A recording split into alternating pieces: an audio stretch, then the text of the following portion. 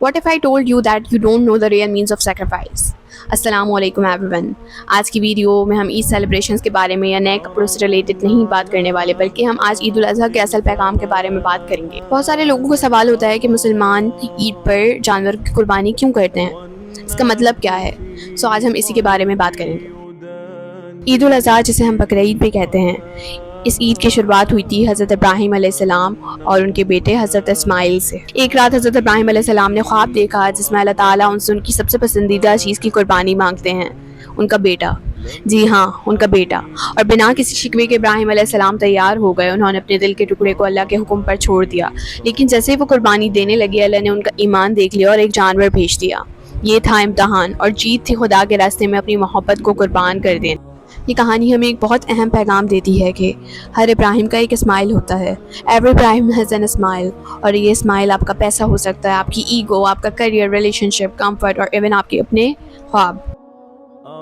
قربانی کا اصل مقصد یہی ہے کہ اپنی پیاری اور قیمتی چیز کو اللہ کی راہ میں قربان کرنا، پھر چاہے وہ آپ کی نیند، پیسہ، آرام، غرور، تکبر، آپ کی اولاد یا آپ کا پسندیدہ شخص کیوں نہ ہو.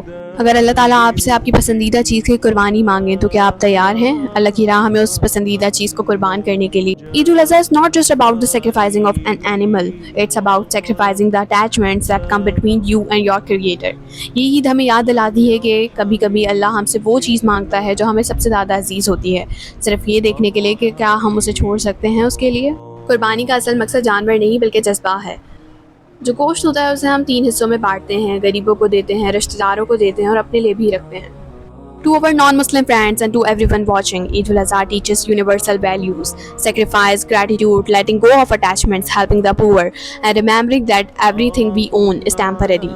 We live in a world full of distraction. This Eid, ask yourself, what is my smile, and what do I need to let go of to become closer to my purpose?